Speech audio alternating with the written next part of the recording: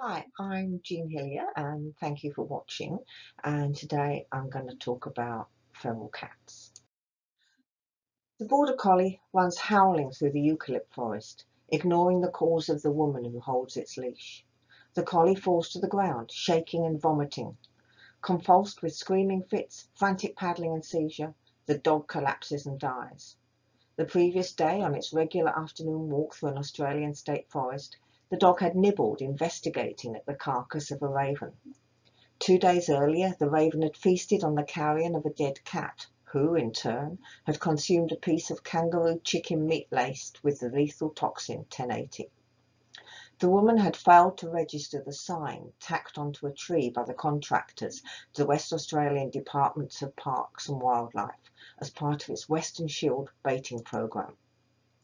Western Shield airdrops eradicate 1080 bait across about 3.9 million hectares of national parks and conservation reserves in WA. Eradicat is patented and manufactured by Depot at its factory at Harvey.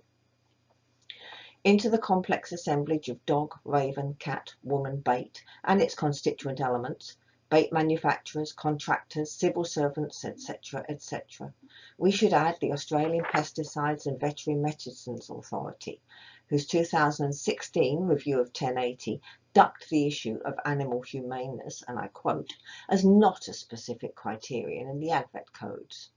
And also the humans and non-human mediators responsible for the decision to poison cats and other non-human animals deemed to be invasive pests with 1080. The dog, raven and cat in my vignette did not deserve to die.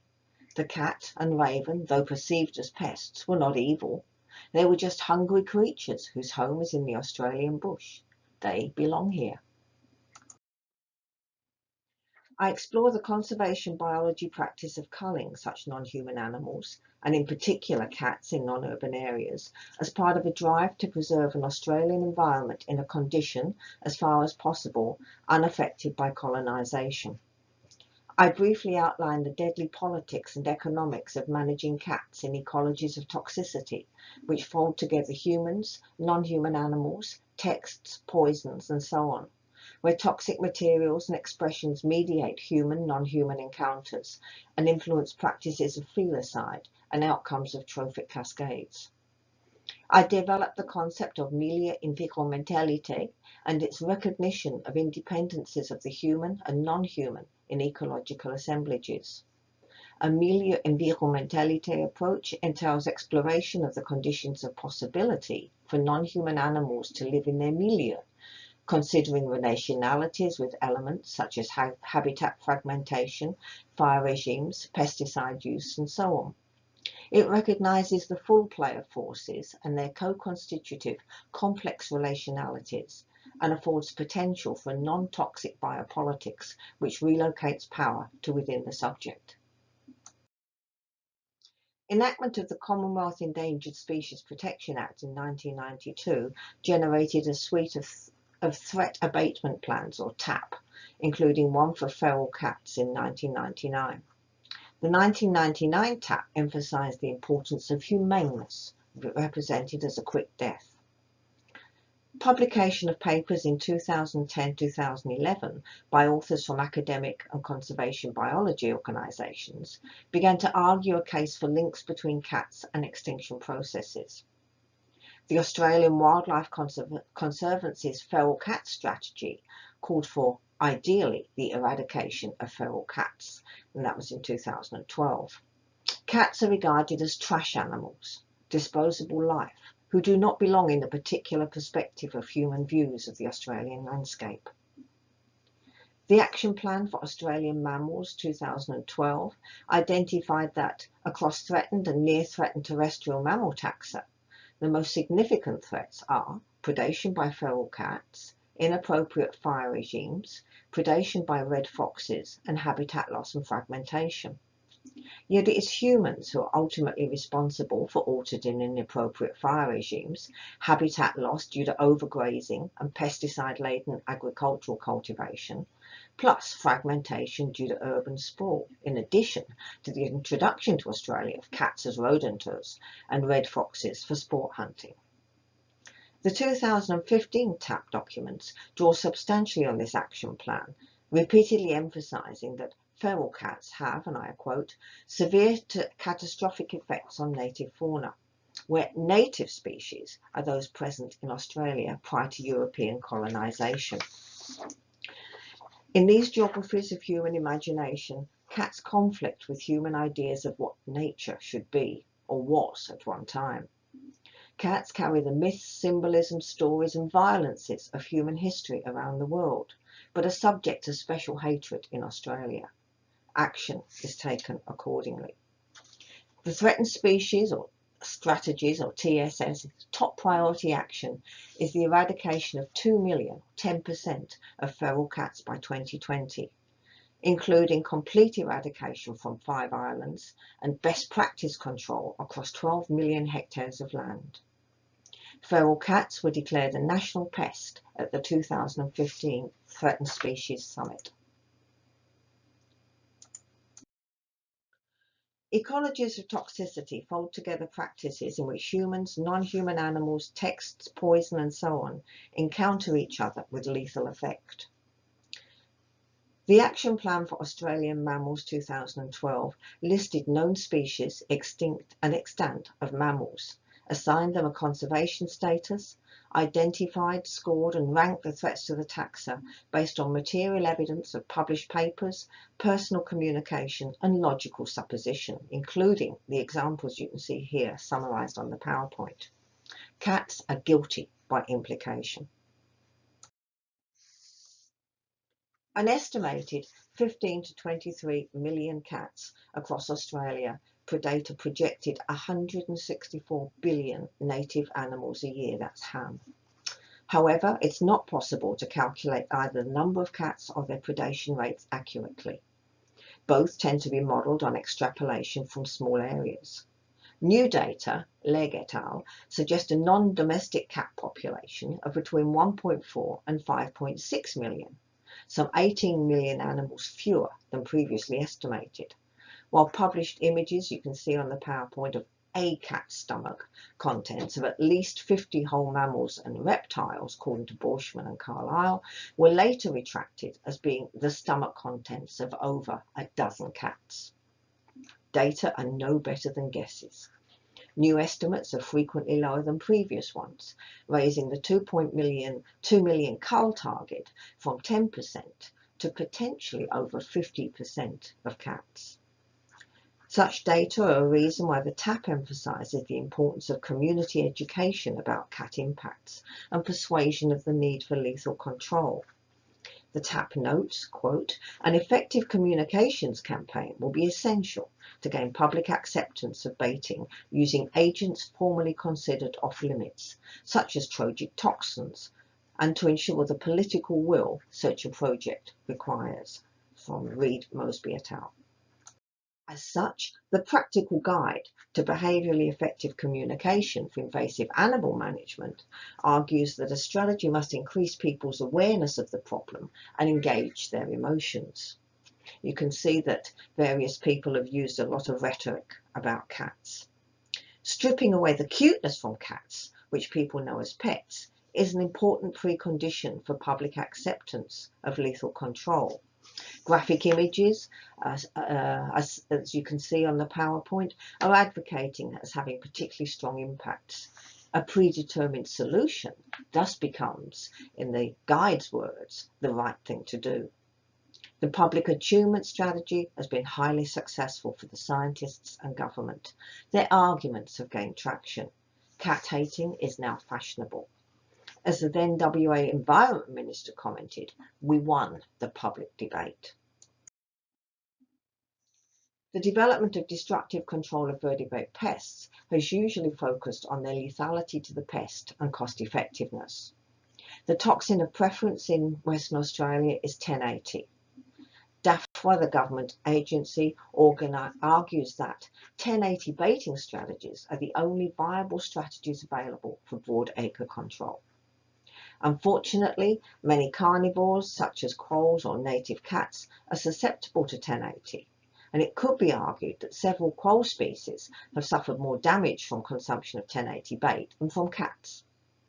DPOR is consequently developing a new 1080-based bait, History, for use in quoll habitats. In addition, 1080 is used in the Felixer grooming trap used in Queensland and South Australia. There's no antidote to 1080. Banned in most countries internationally, it causes an inhumane, prolonged and horrific death, according to Marks, taking cats some 20 to 40 hours to die. Throughout such time, the animals are likely to be conscious and capable of suffering. Opposition to 1080 from organisations such as the RSPCA has resulted in development of a more rapidly lethal toxin that takes 2 to 10 hours. This is PAP, para-aminopropionate. However, since death from PAP only occurs if sufficient quantities of the toxin are eaten and absorbed quickly, and underdosed animals can fully recover quite rapidly, use of 1080 remains prevalent. In Australia, a humane death is defined by the RSPCA as an animal is either killed instantly or rendered insensible until death ensues without pain, suffering or distress. However, Sharp and Saunders' influential model for pest control states that a more relevant definition is a desire to avoid the infliction of unnecessary pain upon wild animals. The word unnecessary here suggests that pain might be conceived necessary by some actors. Similarly, the RSPCA's instant unconsciousness is impossible with baiting, and I argue that toxic extermination of non-human animals can never be humane. It always involves pain, suffering and distress, and therefore constitutes an act of cruelty. These modes of death are legal in Australia for non-human animals declared as pests, who generally fall outside anti-cruelty legislation. A pest may be defined as an animal that conflicts with human interests, destructive, a nuisance, smelly, noisy, out of place, or simply not wanted, that cause more damage than benefits to human valued resources. And, as the RSPCA observes, one of the consequences of labelling non-human animals, such as cats, as pests, is the demonisation of cats as aggressive predators, leading to a lack of consideration for their welfare and, in the most extreme cases, deliberate inhumane treatment. The estimated annual economic impact of feral cats is $2 million, an insignificant figure when compared with the $206 million and $100 million attributed to rabbits and feral pigs, respectively. In relation to the cost of cat control, as on the PowerPoint, there appears little economic case for their extermination. For instance, the 2015 TAP anticipates investment of $9 million in bait development, plus annual costs of $1.5 to $2 million for bait laying. Over a 5-year period, costs for trapping, shooting, fencing, often contracted to the private sector, are anticipated up to $1.5 million. Cat eradication from a large island, $22 to $44 million, plus $300,000 for a quarantine officer. Social research and community education, another Australian $7 million, and so on. Scientists also benefit from awards of research grants and contracts. The Threatened Species Recovery Hub receives about $30 million from the Australian Federal Government 2015, and the Invasive Animals Research Centre received over $10 million in grants in 2014 to 15 financial year. Development of the Felixer 1080 gel-based grooming track cost over $430,000. Funded research is also ongoing into the lethality potential of live toxic Trojan prey, implanting toxins such as 1080 or cyanide into species of birds, possums, woylies and rock wallabies. The scientists claim, and I quote, "Deliberate poisoning using live and unaffected toxic Trojan prey enables ethical, non-domestic cat management that takes advantage of cats' physiological and behavioural predilection for hunting live prey. Feral cats have become commercial resources." Legg et al.'s 2017 recognised that once a target is set, there is a danger that management effort becomes focused on achieving that target in the most efficient way, rather than solving the problem to which the target relates. In this respect, the target of cat eradication overwhelms the issue of small mammal conservation and inhibits other ways of thinking and acting. For instance, it's recognised that cats predate on rabbits, but this predation is only part of a broader sympatric trophic assemblage, which includes red foxes and wild pigs, as well as native dingoes and quolls as predators and predated, along with other species of mammals, birds, reptiles and insects, together with humans. Conservation managers have typically removed top and mesopredators, such as dingoes and red foxes, without consideration of subsequent implications for population numbers of non-domestic cats. Similarly, feral cat extermination projects tend to ignore the increased populations of rabbits and rats, for example, which occur when cats are removed. It's increasingly recognised that rabbit is the preferred prey of cats and foxes, and that prey switching to small mammals could be resorted to when rabbits are absent. However, the dominant logic appears to be that since cats prefer to eat rabbits, extermination of rabbits will cause cats to decline by reproducing less and/or starving to death.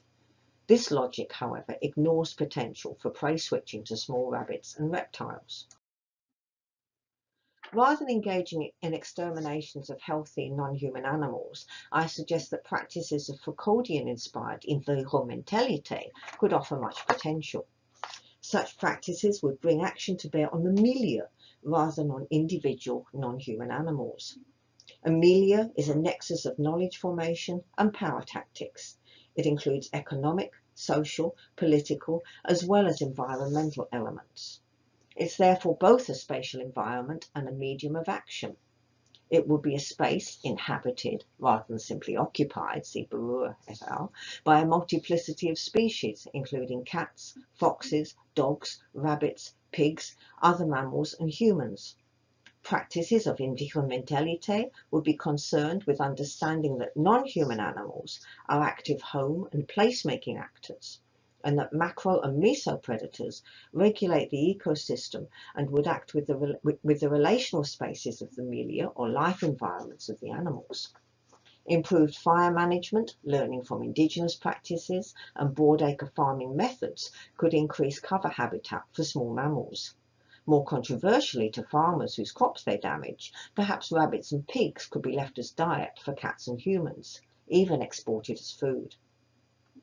It's been demonstrated that improved grazing and fire management practices can conserve habitat refuges and boost native mammal populations, even in the absence of direct control of feral cats. That's Doherty and Ritchie. This exciting new frontier, as they say, in conservation management involves improved understanding of the mechanisms behind predators' impacts on prey, including the conditions of possibility, such as open habitats, which render species prone to predation. There's increasing recognition that habitat management can decrease small mammals' vulnerability to predation and increase the ability for coexistence between species. Working with the dynamic aspects of environmentality might possibly promote self-willed practices of leaving things to themselves. I emphasize, however, that a decision not to intervene is itself an intervention. No thing or being has a for itself, but existence within a relational milieu. Also, there is no predetermined model of a predator, for example, only a contingent world of relations from which the so-called predator emerges through its relational encounters and capacities. Adopting an environmentalité approach to management of non-domestic cats affirms the complex co-constitutive relationalities in milieu. Unlike an approach of organising milieu by calculating probabilities of prey switching, bait resistance, and especially of death in a negative, linear, hierarchised, centralised schema, it becomes useful to think positively about milieu as a-centred ecological assemblages, in which there will be little or no justification for the violence of toxic baiting. Flourishing and extinction are both aspects of ecosystemic change. There is no right ecosystem or right assemblage of species.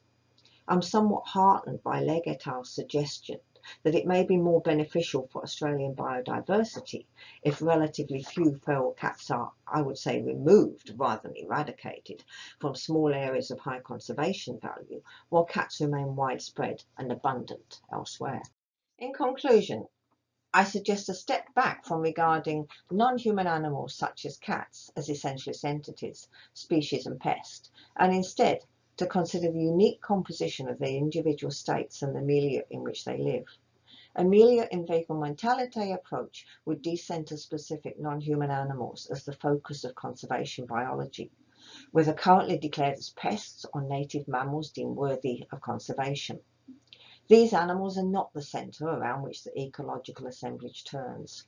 Everything, the weather, the season, topography, hunger, humans, legislation, chemicals, other non-human animals and so on, encounter each other in the milieu.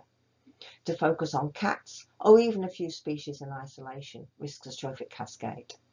A milieu environmentality approach would not seek to predetermine desirable but unattainable ecological states similar to those existing prior to European colonisation of Australia. Concentrating on reducing predator damage rather than predator numbers through habitat management, reduction of human damage to habitats through inappropriate land clearing, grazing, fire and pesticide regimes, milieu environmentality approaches would recognise the agency of non-human animals. Acknowledging agency and place attachment, whether as predator, predated or both, actually affirms the needs for habitats where lives belong and can flourish and or die by being themselves. Thank you. I hope you've enjoyed this talk. The next 3 slides are references so that you can pause as you prefer. Thanks for listening.